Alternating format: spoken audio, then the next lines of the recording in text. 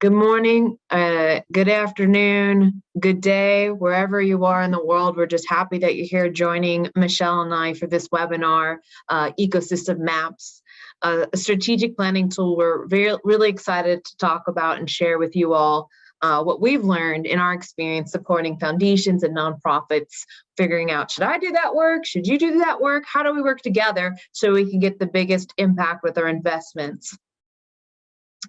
And really what we have today is how we'd like to spend our time together, which is focusing on what is an ecosystem map.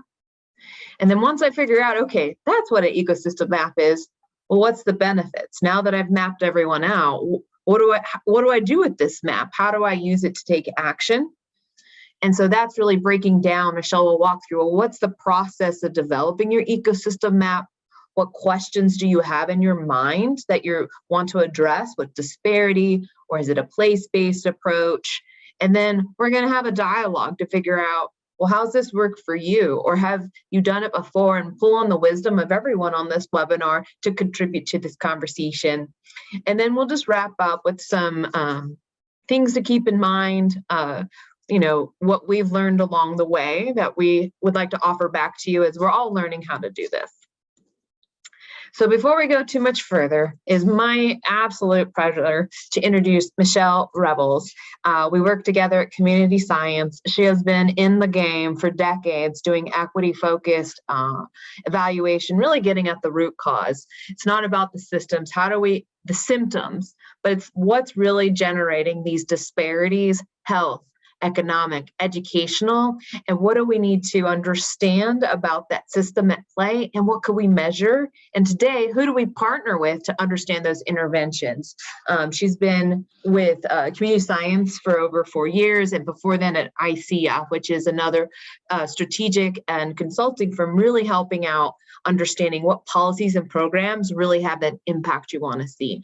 Again, just pulling on those years of experience to understand that ecosystem map of who do I work with together so we all can get at the root cause for that more equitable, inclusive future. My name is Amber Trout. I also am an equity strategist and have been working with Michelle, learning from her, and also have been on the other side of trying to lead that ecosystem map and get that collaborative action. So we're super excited to be here. Michelle, welcome. Thank you, Amber. And finally, we just wanted to say this is Community Science. We focus on equity, research, and evaluation, and it's about taking science and community voice and leveraging that power together.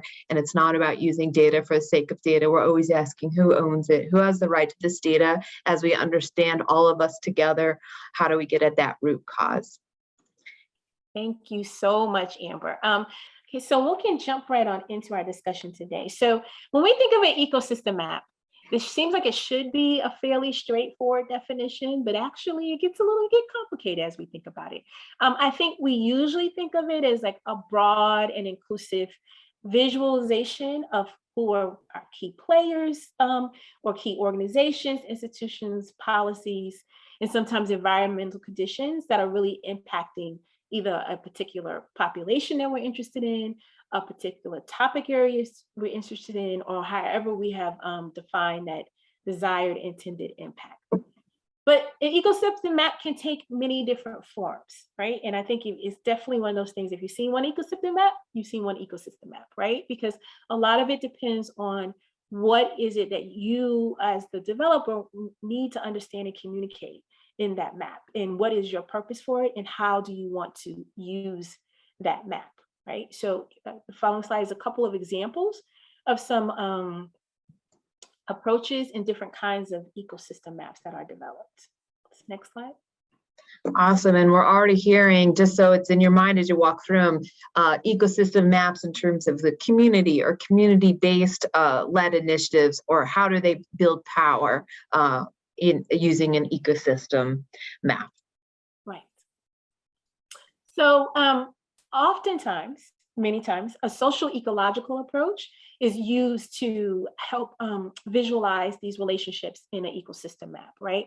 And you'll see in this map here, what is in the center and this is one common thing across all the maps, right? What's in the center is usually that desired or intended impact, or that population of interest, or that topic that you're really focused on and want to be able to understand the larger system and the larger set of contextual factors around it. So for this particular map, we have the child in the center.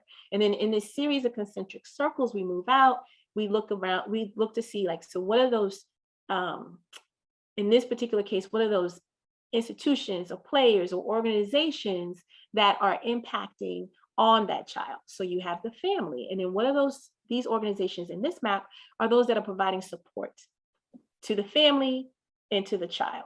And then you move out one level and you get to the community level. What are those different factors or interventions or strategies in the communities or organizations that are also providing support for the family and child in this map, right? So you have here, you have the workforce interventions for your universities. These are all key institutions that have an impact on that child's well-being, right? Via the family, they're in the community level. And we move out to the private sector and employer level, and then to the policy level. So this is a very common way to do an ecosystem map, but it's by no means the only way to do an ecosystem map. This is another example. So in this particular map, rather than have a child or a population in the center of the map, you actually have physical activity. Because for this organization, what they really are trying to understand is what are all those factors that impact whether or not a person or community engages in physical activity. So what you see outside of that physical activity circle is all those individual level factors that may influence to what extent someone engages in physical activity, like age, education, socioeconomic status, their dietary habits, right? And then we move out to that next level of understanding what are some of those social cultural factors that might impact whether or not a person is engaging in physical activity. And you see things there like social support of the family, of friends, physician influence. Do you have a physician recommendation telling you you really need to get moving if you want to lose some weight so you won't get diabetes, right? So we have all of that. And then the next outer layer for this particular map was what are those environmental? So that would be like those structural factors, neighborhood level factors, but also policy, policies, legislations, and different practices that are put into place. So whether or not there's a walking or cycling track, right, in that neighborhood, that's an environmental built environment type of factor. But having organizational physical activity policies, right? Does your organization have a policy that encourages physical activity, like maybe a free gym membership, or you get extra time if you do this or that? That's a policy that could be influencing the physical activity. So for this map, the real focus was really to understand all of those things that impact physical activity.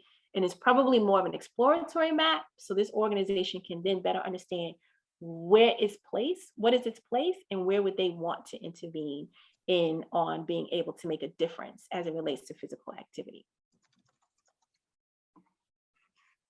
Another example of an ecosystem map, so our next one, is one where, again, you see the child is in the center, but what you see, this is a very busy ecosystem map, which also gives you a good sense of the level of complexity that can often be involved in developing an ecosystem map and how you display what's there.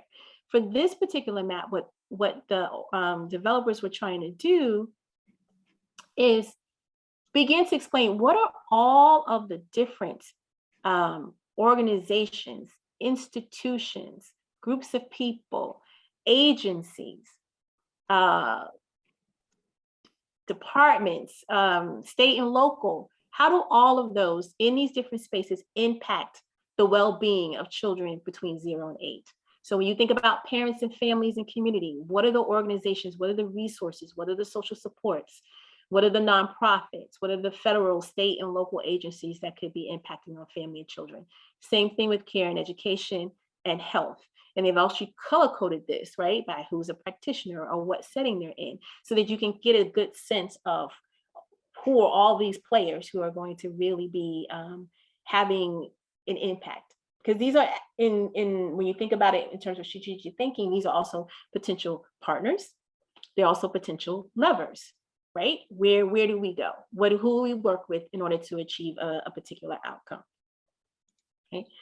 Then there's also ecosystem maps where it's really a map is more of that resource or tool that's kind of showing you in this particular area, here's all the agencies who do workforce development and is laying out those players. And in that case, it's less about the strategic planning purposes, but more as a resource tool, right? So that you, as you're coming in, would know who to contact. So they take many varied forms. We're going to focus mainly on our conversation on those ecosystem maps that lend themselves particularly to the conversations that we want to have around strategic planning.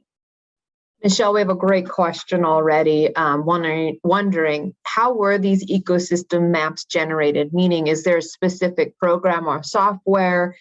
Do you need to use that as a program or software? Can you do it yourself in Word or PowerPoint? Can you share a little bit of what you experienced in people developing these maps? Yes. So some people do use proprietary software that help you develop ecosystem maps, but many times these maps are just developed by individuals using Word or some type of graphic software where they're able to do this overlay with the concentric circles and puts in the different organizations within those concentric circles.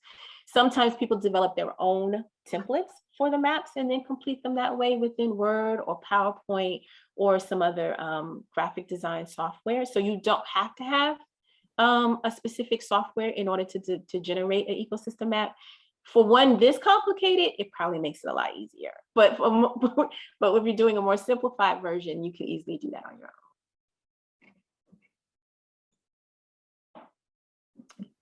So when we think about ecosystem maps, particularly for strategic planning, there are many benefits to an ecosystem map, right? It helps nonprofits and foundations really better understand the contributions of their organization's work and investments in a way that helps them see how they contribute to the greater whole, right? They're one part of the greater sum without overly centering themselves in that mix, but really trying to understand how does the work that either they are implementing or the work that they're supporting or the work that they're funding aligns with other work that's happening in that ecosystem, and and how does it contribute to the intended outcome, right? And so that you can see yourself as an organization as a part of the larger whole. Yes, go ahead. Oh, I was gonna say what was so powerful, what's resonating with me is without centering yourself and just really lifting that up and wondering as you continue to go through, like how has that helped people shift towards more advancing equity in their maps because they aren't centering themselves, they're centering the issue for that intended outcome. I was just really resonating and wanted to share that as you continue through this slide. Yeah, I think it's an excellent point, Amber, because it's about, so rather than the organization just trying to understand what are we, that is a very important thing to understand. You do need to understand what are you doing, right? What is your grant making or what is your program? What are the strategies you're implementing?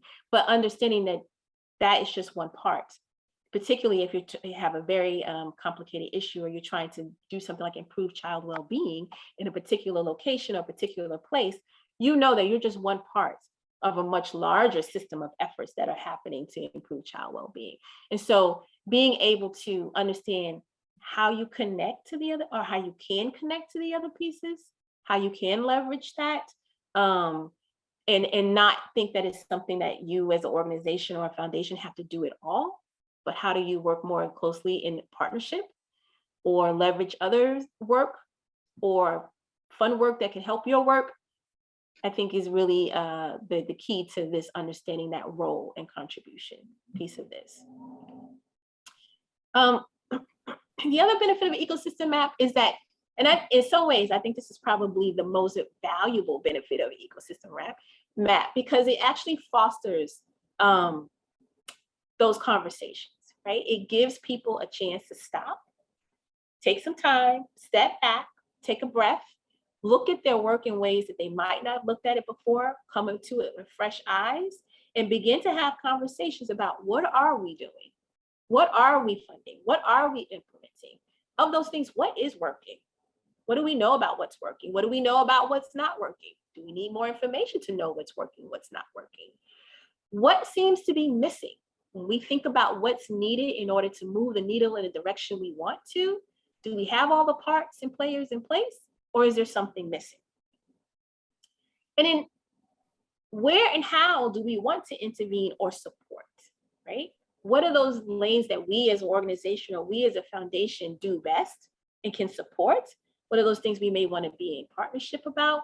What are those things that we don't necessarily have to do it ourselves, but we know XYZ over here is doing it, but they may need a little bit more support to do it. How can we provide that support? Those internal conversations are invaluable in this process. And to the extent that you share this map with your community, with other partners, with other stakeholders, and begin to have these same conversations, that also fosters that collaborative action out there, so that people are working not in their silos and everybody's doing their own thing, but working in partnership in order to move towards that common goal that is shared around improving the life circumstances of a particular population or making advancement in equity. So we have two great questions. The first one is, so with these ecosystem maps, it's assuming intention and influence of players may not be there. So when you're having those internal discussions, the question is, how do you indicate on these maps the influence of these players or policies, right, or institutions on achieving, addressing the issue or closing a gap, and which ones perhaps aren't? How is that factored into this process? And then the second one is a little separate, so I'll ask that one. Because I actually think that's an excellent question, the first one. I think there's a number of different ways. So the fact that you would have that conversation by starting to think about these players and thinking about their particular influence, I think is great, because that's part of what this is designed to do. There's a couple of ways to visually do it on the map, right? Sometimes people use color coding, right, to indicate either the strength of impact or the strength of a relationship, or how close a partner is to another partner, or how close they are to, or to what extent they are providing support in a particular area, right? You can also use dotted lines, straight lines, those other ways to be able to signal that what I'm thinking, I'm understanding is being able to signal that level of influence, right? Or that level of impact, or whether or not maybe somebody is actually detracting, right, from something. They're opposing something in that space, but they're an important player that you want to have on that map, because you need to understand who are the people opposing this, and so that you can start to have those conversations about, is there anything we can do to influence that? Or is there anything we can do to move the needle? And you can use color coding, you can use different shapes, you can use different ways to visually depict that on the map. Granted, being careful about how you share it, because you don't want to alienate people in the ecosystem if it gets out, but to the extent that that's important information for your own internal strategic planning purposes, you can definitely do that on the map. What's great about what you were saying is also shows who might you build relationships with, who's open to a relationship that might be a detractor, so not to assume it's an automatic detractor. And then also, that's clearly someone that doesn't want a bridging relationship, and then how do you situate your relationships to overcome that barrier through different grant making or policies. That was wonderful. The second question, Michelle, I think we might need to follow up in our post communications, but do you know of specific software? There's just coming back to the first question, is there specific software that you know of to make these eco maps, in addition to manually doing it in Word or PowerPoint? We can definitely follow up, because there are a couple of that I actually just came across recently that do this. This is part of the business offering that they have. And there was also another foundation that developed their own proprietary software to do this as well. So we can definitely share those links after the call, and we can share with everybody so everybody has that information. Awesome, great. Oh, can we go back one? I think the other oh, I think we did kind of already touch on this, right? That the other real benefit of the ecosystem map is that it allows you to begin to identify those opportunities for internal and external collaborations, right? Maybe there's new partners, like as Amber was saying, new people to bring to the table, but also maybe there's ways that as you think about what's happening in the ecosystem and what's not happening in the ecosystem, start to think about, does that require some shifts in my own organization's implementation strategies to address that? Or does it require some shifts in investment in order to support those missing things to happen? Or maybe we don't actually have to shift in investments. Maybe we can really get to it by leveraging a partner or leveraging another partner's efforts and bringing that to the table. So it's the conversation about these that allow you to begin to explore those opportunities and to think more strategically about how you move forward with your own programmatic work or your own strategic grant making.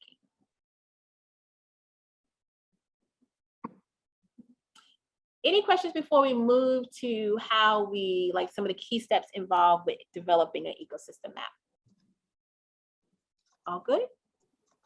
Just temperature checking real quick. In the chat, you can also say, I'm a sunrise, I'm like beaming with, it's great, or it's a little cloudy, I'm not sure, but I'm waiting, or it's definitely stormy.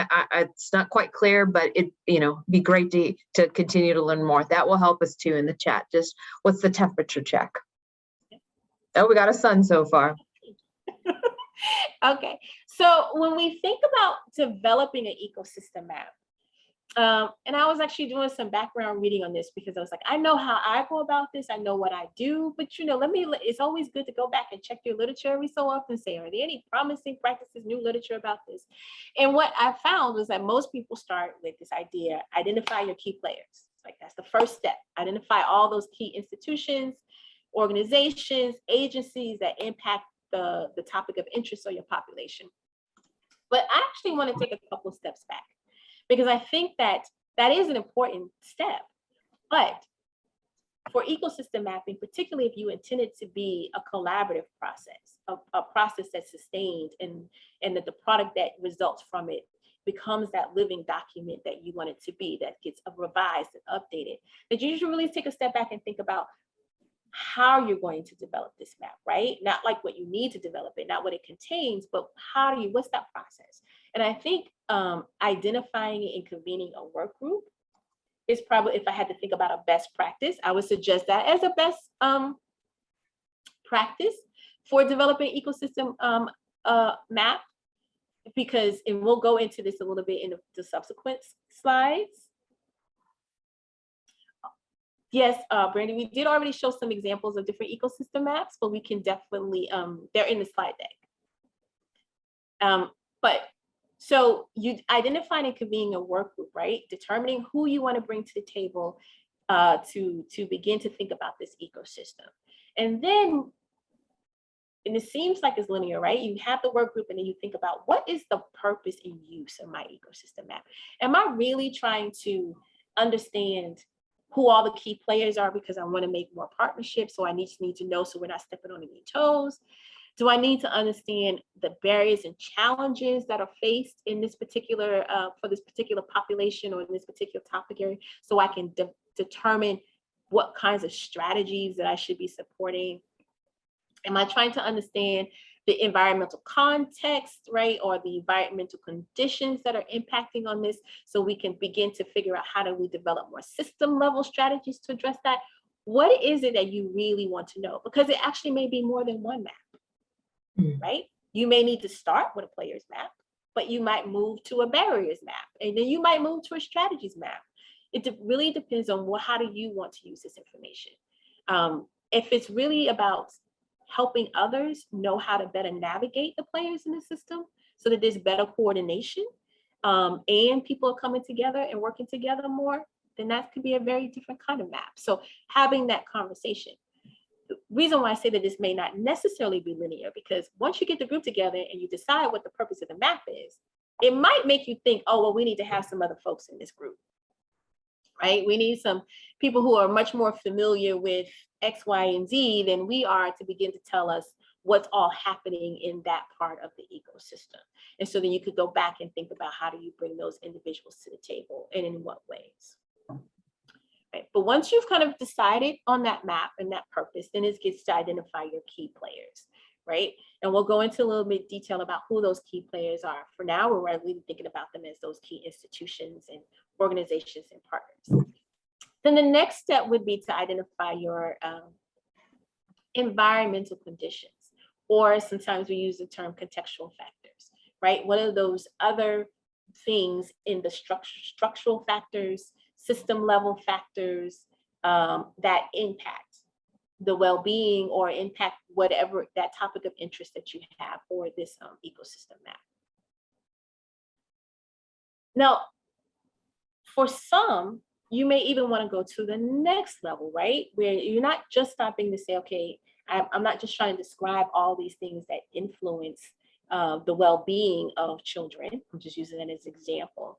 But I really also want to get a better sense of, well, what are organizations and groups and community-based services and providers, what are they doing to influence child well-being? What are some of the key strategies that they're using? Evidence-based, evidence-informed, promising practices. What are some of the service offerings that they're providing that are important to child well-being? How do we map those and kind of see at what level of those are being provided? Are they being provided again at the child family level? Are they provided at the school level? Are they provided through community after school programs? How does that work so that you can get a better sense of what is happening and where does your work fit into that bigger ecosystem? But once you've had this map, and I know it make it sound like this is a very like 1, 2, 3, 4 process, but no, it's not. But once you kind of have your map, then another critical step in that map is to share that map, right? Share that map for feedback. You can start by sharing that map internally. You can start then sharing it externally. And we'll talk a little bit more about why that's important and what you gain from that. But then you take the feedback that you have gathered from that process, and then you refine your map. And then that becomes that, it's a refined map. And I won't say you finalize the map, you're refining the map, because that becomes that living document that you will then revisit as you move along in your work to see and to begin to keep a tab on how your work is positioned in this ecosystem, what's your intended impact, what some potential options are for future strategies. Any questions about these steps? And we're going to go, our next set of slides is going to go into just a little bit more detail about each of the steps. We did have a great aha, like share, saying it's what this person's hearing is, it sounds like marrying ecosystem maps with social network maps. And so linking to the influence, if you know the social network and who is the influence players. And as you pointed out in this process, and I've watched you facilitate these sessions, it's multiple maps. And so how do you have that dialogue across how do you stay organized knowing you might need multiple maps? Who are my relationships, but who's doing this work, or what are the systems at play or policies? So we're getting some ahas in the chats and in the questions. And I really love that idea about marrying it with the social networking map, because I think that's very critical, right? If you have your map of players and you know who all these key players are, and you've kind of identified, you can either prioritize which players are really important to this topic of interest, but being able to use that to identify the population or the sample for the social networking analysis, and then to be able to monitor the development of those relationships and the strength of those ties over time is also not only helpful to the work and to the strategy, but also a really good, the evaluator and me, another really good source of evaluation data, right? Because then you'll be able to say whether or not what impact have you had on strengthening those partnerships and relationships? And then what has those stronger partnerships and relationships resulted in?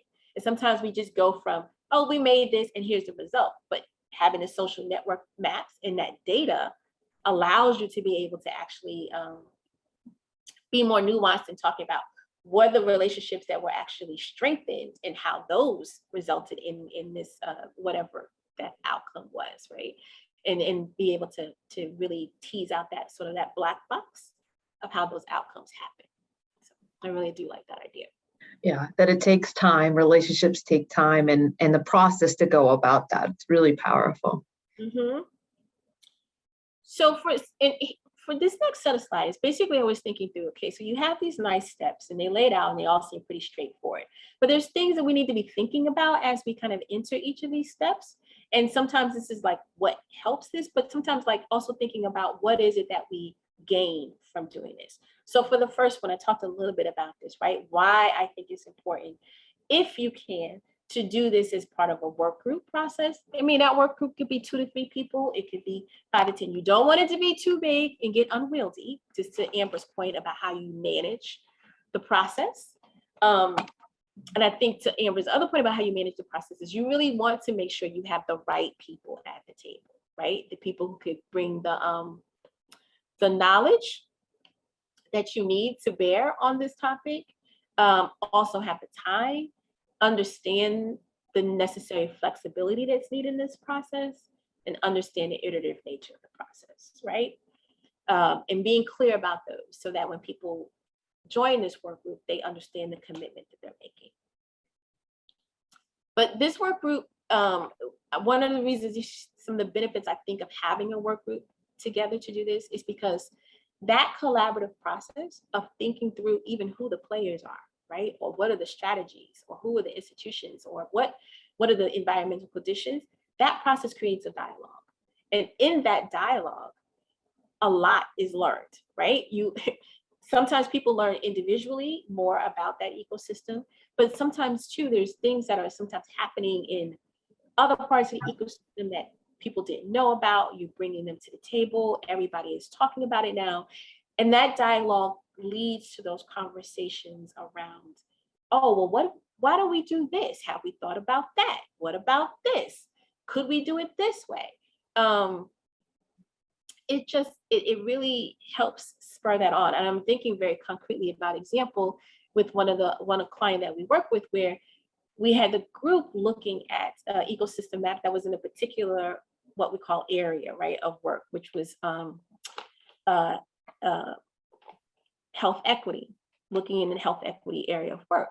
And prior to this conversation, it was like, well, we don't really fund a lot of direct health equity work. But then as this group was talking about it, and they were thinking about the work that they fund in other strategy areas of the work, right, like employment or education, it's like, you know what, that does have a health equity component, or that supports health equity in this way. And then it became to be able to see, wait, we actually are doing a lot more in health equity than we had originally thought we were doing. And we need to be considering that, counting it as health equity, so that we can see what is the true fullness of our impact when we think about health equity, and we think about the work we're doing, we think about the outcomes that we are intending to achieve. So, and without having that group be part of that process, I don't think those strategies would have been included in or been thought of in terms in relationship to the impact they're having on health equity. So it does bring that new thinking to the table. You have a fresh set of eyes, lens to look at this work. But in that process, you're building a shared understanding, right? That group is really working this out together. They're having these conversations. They're in deep thought. They're going back and forth, and they're able to have a shared understanding of not only of their own organization's current and future strategy, but also what is its position within the larger ecosystem, and how do we need to move? What is it that we want to accomplish for the future as well? And then probably in some respects, this is probably very important too, is I keep talking about this ecosystem map as a living document, because I really want to emphasize it's not like a one and done. Oh, you got your map and put it away. No, it's dynamic. Those partners change, relationships change, environmental conditions change, your organization's strategies change, new strategies, new best practices, new evidence base comes into the systems, new partners come into the systems, and the map should be updated accordingly so that it can continue to be able to inform that strategic thinking. We have another fantastic question. It's a big one to chew on, so just telling you that now as I'm about to pose it for all of us to really think about. And I And think, I was going to say, if others have feedback on those answers to those questions, please feel free to chime in from your perspective as well. I love that. I think this is going to speak to number two. So I think it's great timing. It's how do you figure out, if you're the evaluator, how long or how in depth should the ecosystem map be and the process take? Like how long does this should the dialogue take versus revisiting it? Especially if you're the evaluator, you see there's a need for one, but perhaps the client hasn't asked for it. So how do you start gauging, is it okay to do a quick one, or just is it about pausing the client, saying we really need to go in depth with mapping and talking about it? So really understanding if it is or isn't a part of the work, what's too long, what's too in depth, and how do I not get frozen? How do I keep moving forward so it is a useful strategic planning tool? Yeah, I think that is a great question. And I kind of touch on this a little bit later on when I say one of the things to keep in mind is don't let the perfect be the enemy of the good, right? Because this is an iterative process. And you can go back and forth, trying to get the perfect ecosystem map. I think is probably more important to make sure that that map is, I don't want to say good enough, but it is covering the major things that you need to know to begin the conversation. Maybe that's the way to think about it, right? This map is a tool to engender conversation. So we don't have to create a map that includes everything. If there's something on the map that is missing, quote unquote missing, that can be a good thing, because that does engender that conversation around, oh, well, you didn't include this. And you could say, oh, well, then tell me more about that. And then how would that work? And how does that fit? Because the goal of the map is not the map itself. It is a product, but the map is really a tool, right? To have the conversations that you're having either internally or externally to understand what is working in the current ecosystem, what's missing in the current ecosystem, and what can be done to address those missing things and strengthen the ecosystem. So I hesitate to give you a time frame, because one thing is that people do think differently, but and it takes, depending on the number of number of people in the work group, how many maps you need to do. But I would say that for me, it's probably more about asking people to draft something, like having a brainstorming section, have them come together and just draft and then review. Because I think when people have to, they go off on their own and they do it, then that's when that whole like, oh, but I need to do this, I need to include this, I need to include this, I need to include this. And it can take a lot longer. But if you have people brainstorm it together and then review, I think it goes a lot quicker and possibly easier. And you also can have the conversations in that. But I'm not going to say it's a quick and easy process, because it is an iterative process. And it is important to allocate the right amount of time and effort and resources to get it done. I think another key ingredient to this is how much is already known by the people in the work group about the ecosystem, right? And or about their own implementation strategies or their own investments.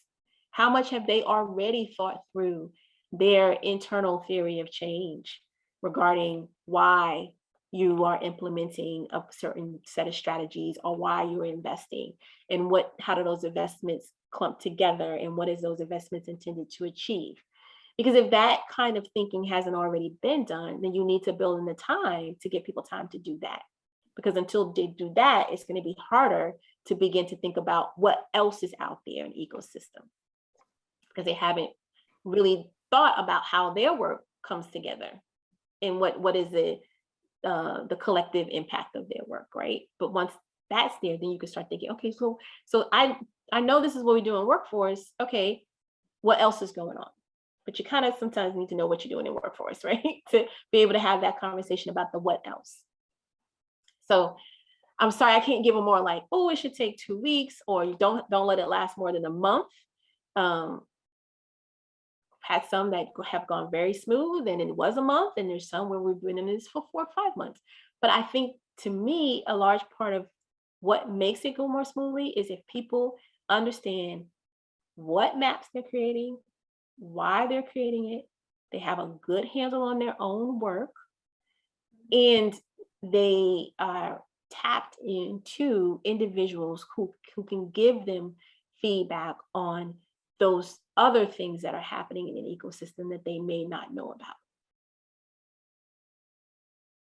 So I guess that non-linear, Michelle, or it's not straight. It's like you return back to step one. Be clear on the intention, and sometimes you're just starting and there isn't a strategy and fully knowing, and other times it's in the middle or towards the end of your strategy where you're revisiting or doing another ecosystem map with more of that knowledge you were talking about with your strategy or your influence as an organization you already have in that space.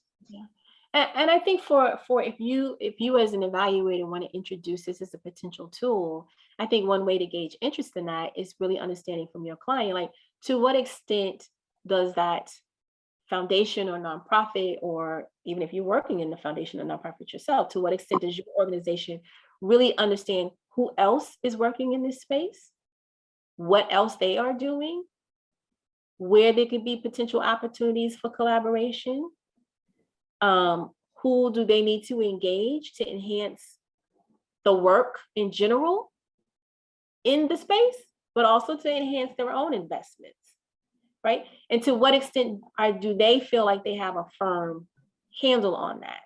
Because I think if they understand that they don't have as much knowledge in that, then they might be more open to this. So hopefully that answered the question. And if anybody has any additional thoughts about that, please do share in the chat. It'd be great for the person who asked the question as well as us. So thank you.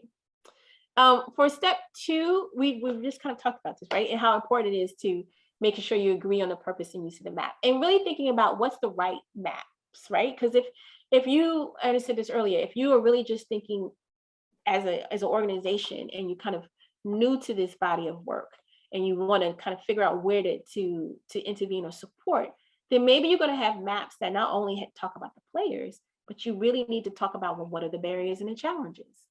What is it that you think you want to address with your strategies? And then use that to go look to see, well, what kind of strategies are already in place to address those barriers and challenges? What strategies don't seem to be there? What's missing? And then you can kind of figure out how you position yourself to either fill those gaps, support those things that are working well, and leverage those things that are also working well.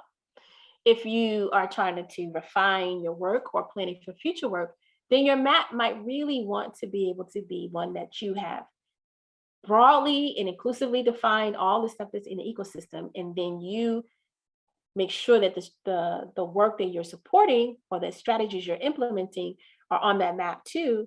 Highlight those, and you can kind of see how your work fits in the larger ecosystem. And that's the beginning of what you can do, is maybe a gap analysis, right? Back to this, what's missing, what's not being done, what do we need to do better, what do we need to invest in, what can we help someone else do better if we can't invest in ourselves. So trying to think that through about what do you want to use the map for really helps you determine how many maps you need and the level of detail that you need.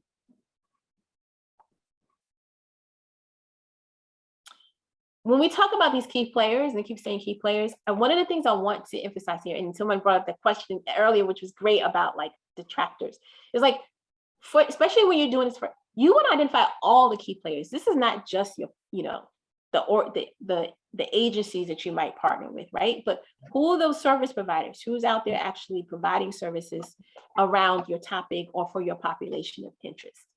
You want to definitely put all the organizations that you may be aligned with or could be aligned with and you could partner with.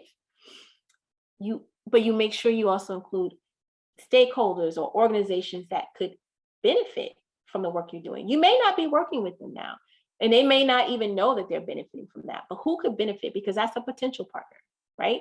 That's a potential place that you could go. And I know in the nonprofit world and the foundation world, we don't necessarily think about competitors, but there could be, and you have to think about this sometimes. If you are supporting a workforce development initiative, is there a state level workforce development initiative that might see you as a competitor versus an ally partner? And if that's the case, you want to be able to name that so that you can determine how do you build that relationship if necessary to support that work. Same thing with opponents. You want to name them so you can determine how to best engage them. And then not last but not least, I'm not going to say that right. You want to be able to identify any influential individuals or organizations who may not necessarily be currently involved in the ecosystem, but they either can be, they have impact, they have influence, and it could be good to engage or in some way in order to support the work. So you want this to be as inclusive as possible. That's the key. Not just your friends, right? To identify your environmental conditions, you really want to focus on those. We talked about this: policy, social support, social networks, social norms, economic conditions. We provide a couple of examples early on about maps that really kind of touch on what are those key environmental conditions that are impacting your desired, that are influencing your desired impact. And step 5, so share these maps for feedback, right? This is really important. Decide how and when and with whom you want to share these maps. You need to create a user-friendly process for doing that. That's incredibly important because remember, if you're going to share these maps externally, or even with people who are not in your work group, they may not have all the context for understanding why you did what you did, what these maps are trying to show, or how you would like their feedback in order to inform action on your part. So be intentional about how and when you share the maps, who you share them with, making sure you create a process that's easy for folks to enter into and understand so they can give you the feedback that's going to be needed to inform your strategic planning. And then on the back end, share a summary of the feedback that's received, right? And how the maps were subsequently refined, particularly if you're going to be going to the community to get community feedback on these maps. You want the community to know that their feedback was heard and is valued and is being incorporated into the process. Are you ready? We have another fantastic question. From your experience, Michelle, have you noticed, is there an outer limit, like time expiration, when a client loses interest in the eco maps, even if there's a desire on the client's end, they came in with it, or you brought it to the client? And then it's two-parter. What is the limit to how many maps, not only the client, but in the step 5, when you're sharing it out for feedback, that a person or a community can digest at one time before it's like, whoo, I'm frozen, overloaded. It's too much. Excellent question. I think there is a time limit, right? Because remember, the purpose of this is to inform strategic thinking, right? And so if you just bog down in creating the maps and you're not having the conversations around the maps that's giving you the strategic thinking, then it's hard for people to see what's the value of doing these maps. Then it becomes focused on creating a product and not necessarily on using it as a tool, because it is just the gateway to help foster the conversations that lead to strategic thinking, right? So yes, I think if people start to perceive the process as too onerous, not flexible, not everybody's visual. You can do this map in a table, right? And then transfer it to a visual thing if you need to. You need to be able to think about how you are engaging folks into the process. So I would say, yes, this process should not be, I don't think it should be more than 3 months to do ecosystem maps, right? A lot of that depends on the time availability of the people you're working with and how many you're working with. But you want it to, you can't rush it, but it needs to be a timely process so you can actually use the information in that framework. And I would say in terms of sharing it, you want to be judicious about the number of maps you share. Share the one that you most want the feedback on. If you want to understand what's working in the community and what's not working in the community, that might be more of a strategies map than that is a players map. Because sharing a map about who are the key organizations, that's less relevant for the community when they want to think about what is working, right? And so then you can focus it on, we have this players map, but we really want to have this conversation around what other things you think we need to be supporting in this community. And then you can segue to other conversations.